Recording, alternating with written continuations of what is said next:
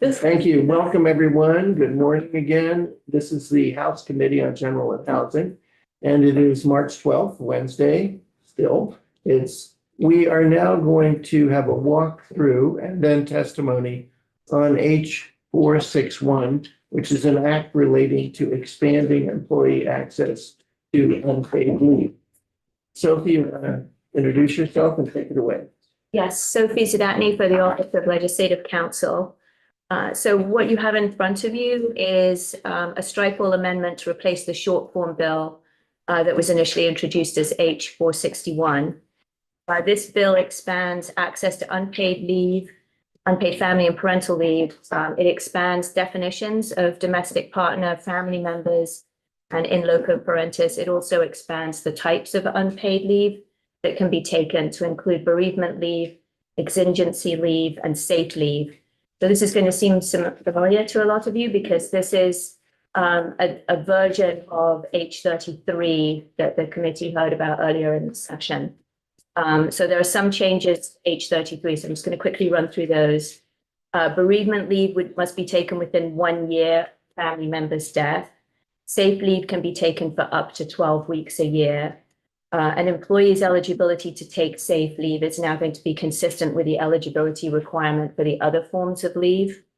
And the revised definition of family member does include much of the expansive language that was in H33, but it does eliminate the sort of feels like family language that was in there before. And it also deletes the reporting requirement that was included in H33. So just at a high level, just wanted to share that with you. And again, just as a quick reminder, Vermont's Parental and Family Leave Act provides additional protections on top of the federal Family Medical Leave Act. So the federal law provides essentially a floor, and then the states can provide more protection, be more generous than the federal law. And the Vermont Parental Family Leave Act generally is, covers more people, provides additional forms of leave that can be taken. So to walk through section 1, the intent, again, the focus here is to align Vermont's family leave policies with inclusive and equitable standards. Again, ensuring LGBTQ plus families, workers with low income, individuals in non-traditional family structures have equal access to caregiving leave without undue burden. And that's why the definitions are more expansive to sort of contemplate the more non-traditional family structures that may exist. Section 2 goes through definitions. What I'm going to do is just talk about the different definitions, but not in order, because they're in order alphabetically, but that doesn't necessarily make sense in terms of understanding what the act does. So family members, which is on page 3, section 7, the expanded definition of a child, again, includes individuals to whom the employee stood in loco parentis when the individual was under the age of 18, as well as individuals for whom the employee provides caregiving responsibilities similar to those of a parent-child relationship. Loco parentis is defined separately. It expands the definition of parents to include in-laws. So, for example, under the Family Medical Leave Act, if your spouse's parents are sick, you can't take leave for that, but under Vermont's law, you can.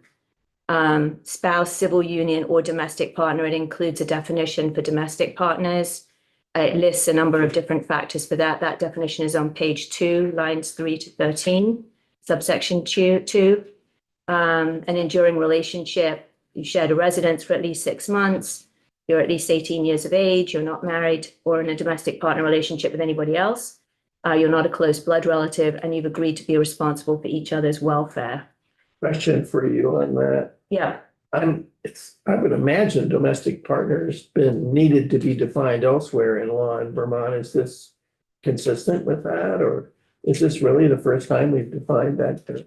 I'm sure under Title 12 it is defined. I've not looked and done a comparison of that, but I can double check for you. But yeah, I'm sure it is defined under other statutes, whether they're criminal statutes. It looks like a great definition. Right. No, I don't know that either. I think this is particularly to distinguish it from the Family Medical Leave Act, which has a much more strictly controlled parent, child, spouse. It's a much more family member is much more narrowly defined. In the Vermont family? No, in the federal Family Medical. Right, yeah. And then the types of leave that are covered. So parental leave was covered before, but the definition, again, page 5, top of the page, 9.1, subsection 10. The expanded definition now covers an employee's pregnancy, recovery from childbirth or miscarriage, birth of a child was covered before, and the bonding with a child, and initial placement of child for adoption. But again, that's an expanded definition for parental leave. Bereavement leave is on the first page, subsection 1. This is new. It covers the death of a family member.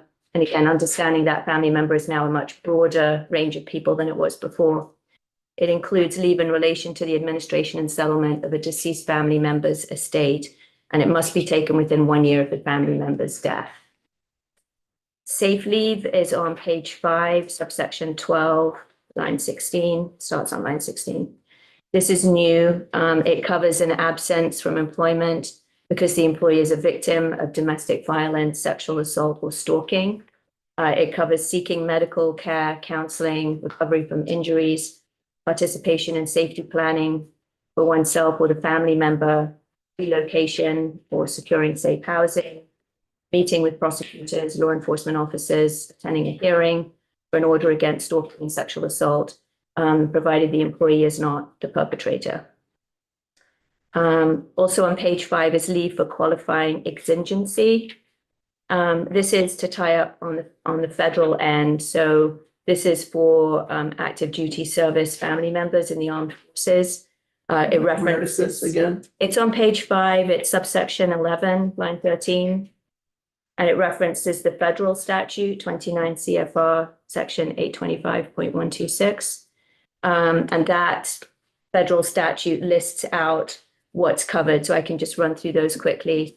So generally it covers short notice deployment, military events and related activities, arrangements for childcare and school activities, financial and legal arrangements, attending counseling, rest and recuperation, military leave, post-deployment activities such as arrival ceremonies and reintegration events, parental care, and other events that arise out of a military member's active duty or call to active duty status. And then family leave on page 3, subsection 6, covers the serious health condition of the employee or the employee's family member. And again, although that's not a huge change, it's the definition of family member is what's significant there. It expands the number of people an employee can take leave for to take care of. Covered employer is defined on page 2, subsection 4. So a covered employer for parental leave, bereavement leave, safe leave, and qualifying exigency leave.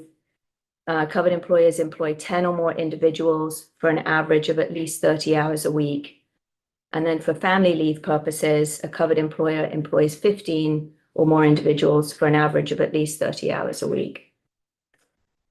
Covered employees has not changed. That's the page 3, subsection 5. Subsection 5. And that is that you have to be employed continuously by the same employer for 1 year for an average of at least 30 hours a week. Okay, sorry.